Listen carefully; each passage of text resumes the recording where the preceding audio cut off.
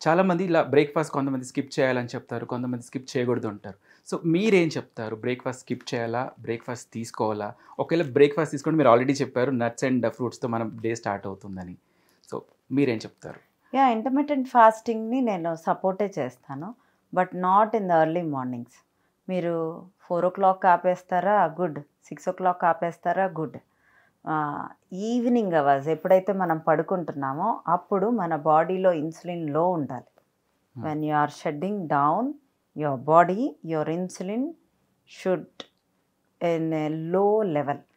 Then only you will అంటే నీ బాడీకి అంతా రెస్ట్ ఉంటుంది.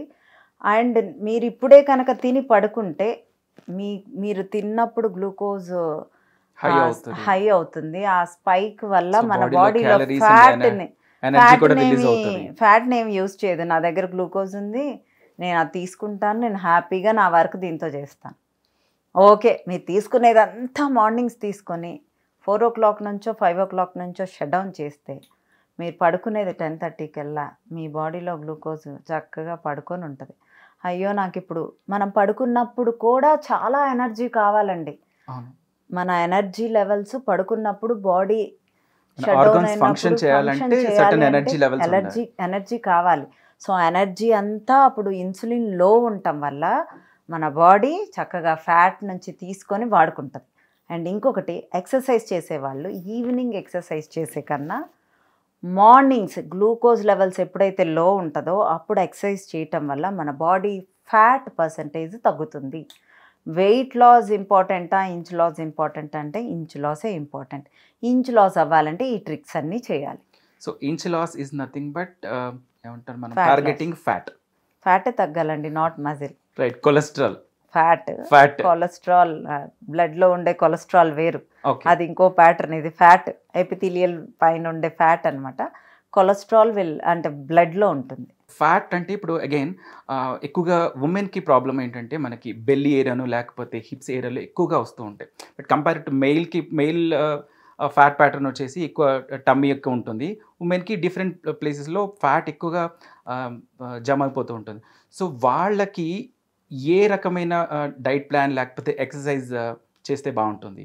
Walking is the best exercise అండి. అంటే అందరూ జిమ్కి వెళ్ళి వెయిట్లు లిఫ్ట్ చేయలేని వాళ్ళు వెయిట్లు లిఫ్ట్ చేయగలిగిన వాళ్ళు వెళ్ళొచ్చు.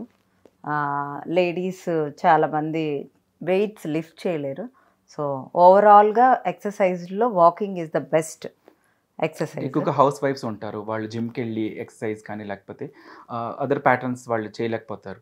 సో, వాళ్ళు ఎలా చేయొచ్చు? వాకింగ్‌తో పాటు వాకింగ్ చేయొచ్చండి. వాకింగ్ వాకింగ్ ఈజ్ ద సరిపోతుంది. Best exercise. సో, వాకింగ్‌తో పాటు ఒక సర్టన్ పార్ట్‌ని తగ్గాలి అంటే ఇప్పుడు హ్యాండ్స్‌కి తగ్గాలా, నేను ఇప్పుడు బెల్లిని తగ్గించాలా, లేకపోతే థైస్‌ని తగ్గియాలంటే యూ కాంట్ ప్రిడిక్ట్.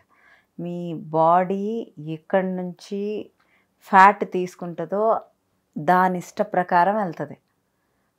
నేను ఇప్పుడు ఒక డైట్ చేస్తూ ఎక్సర్సైజ్ కూడా టార్గెట్ అక్కడ టోన్ అవుతుంది తప్పితే యూ కాంట్ రెడ్యూస్ దట్. మీరు ఒక స్పెసిఫిక్ పార్ట్ని తగ్గించాలి అంటే మీకు డైటే ఇంపార్టెంట్. ఓకే. డైట్‌తో మనకి వెయిట్ లాస్ అంటే అండ్ ఫ్యాట్ లాస్ని ఇప్పుడు ఒకే పార్ట్ ఇప్పుడు డైట్లో ఉన్నప్పుడు మీ టమ్మీ పార్టే తగ్గాలి, మీ హ్యాండ్సే తగ్గాలంటే ఐ కాంట్ కాన్సన్ట్రేట్. సో, అలాంటివైతే you can walking to vanilla sparkle. So, we have EMS facilities. So, అక్కడ మిషన్ పెడతాము. టార్గెట్ అంటే ఫ్యాట్ని ఫ్రీజ్ చేసి మజిల్ని టోన్ చేస్తాం. చేసినప్పుడు మనం ఒక డైట్లో ఉన్నప్పుడు అక్కడ ఎక్కువ శాతం తగ్గే ఛాన్సెస్ ఉంటాయి. ఓకే. డైట్ ప్లస్ ఈ ప్రాసెస్. లేదా నా డైట్లో ఓవరాల్ ఇంచ్ లాస్ వచ్చిన వాళ్ళు చాలామంది ఎగ్జాంపుల్స్ ఉన్నారు. So, you can check in the social media.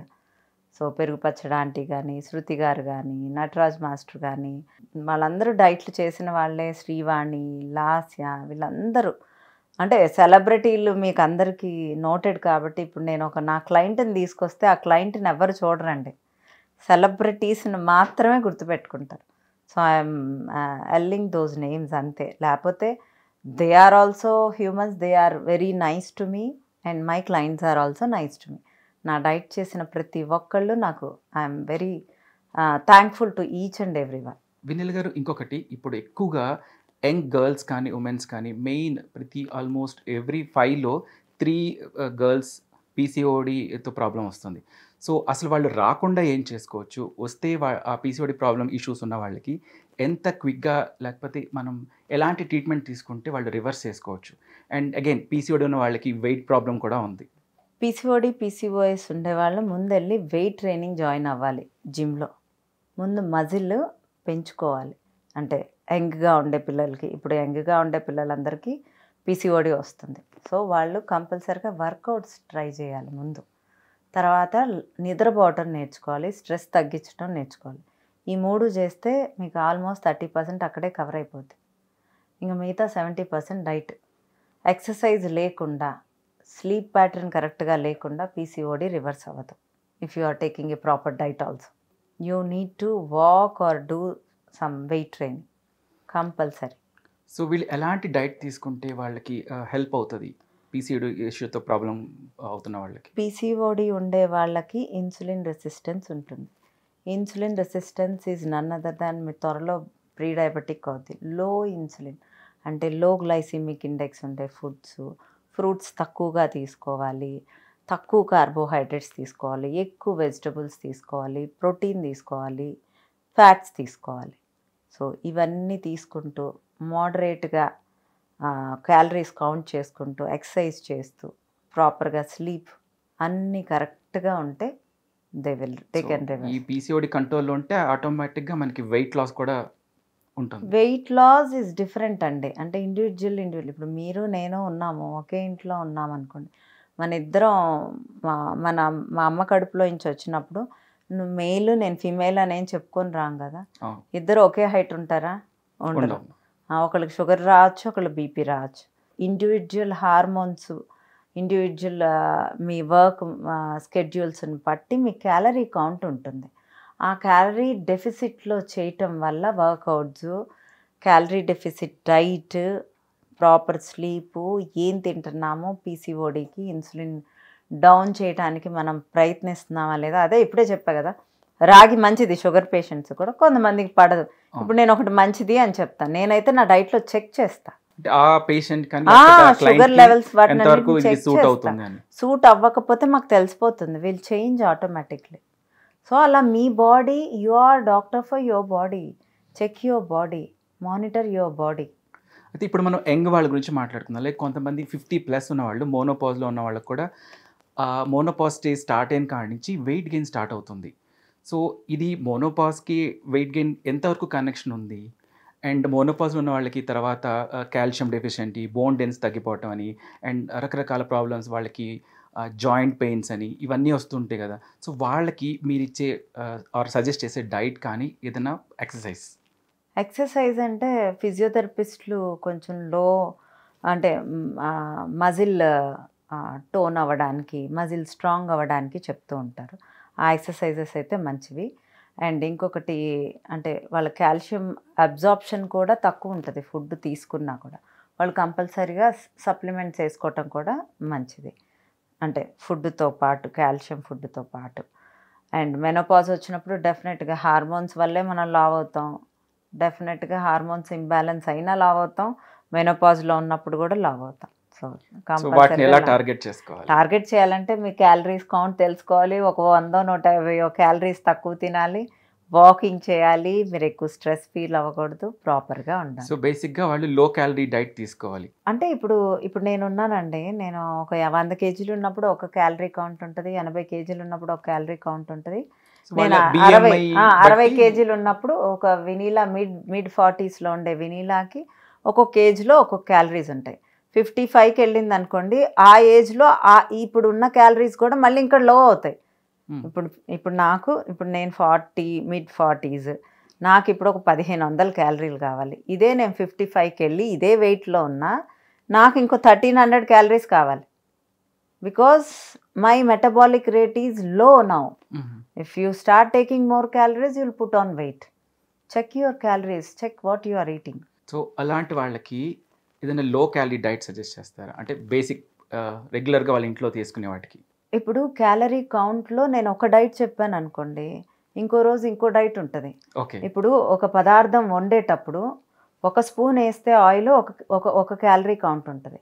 ఒక నెంబర్ క్యాలరీ 2 స్పూన్లు వేస్తే 1 క్యాలరీ కౌంట్ ఉంటుంది. నేను వినీలా గారు చెప్పిందే తిన్నాను, అయినా నేను లావ్ అవుతున్నాను అంటే ఉన్నాయి. వినీలా గారు చెప్పేది కుకింగ్ మెథడ్స్ కూడా, అందుకనే కూర్చొని వాయిస్ నోట్స్ చేస్తాను నేను. So I need a specific cooking methods. ఎంత ఆయిల్ వేస్తున్నారు, ఎంత తింటున్నారు, ఏది కరెక్ట్గా తింటున్నారు అనేది కూడా ఇంపార్టెంట్. మీరు కర్రీ వండే దగ్గర నుంచి కరెక్ట్గా ప్రోటీన్ ఫుడ్ ఉండాలి.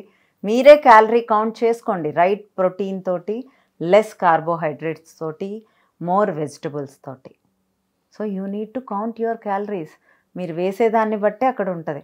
వెజిటబుల్స్ ఎక్కువ తీసుకోవాలి, ప్రోటీన్ ఎక్కువ తీసుకోవాలి, కార్బ్స్ తక్కువ తీసుకోవాలి. ప్రోటీన్ ఎక్కువ తీసుకోవాలనుకుంటే చాలా మందికి అగైన్ నాన్ వెజ్లో ఎక్కువ దొరుకుతుంది, వెజిటేరియన్లో చాలా తక్కువ ఉంటుంది. సో వెజిటేరియన్స్ వాళ్ళు ఎలాంటి ఫుడ్ తీసుకుంటే వాళ్ళకి ప్రోటీన్, వాళ్ళ బాడీకి కావాల్సినంత ప్రోటీన్ వస్తుంది?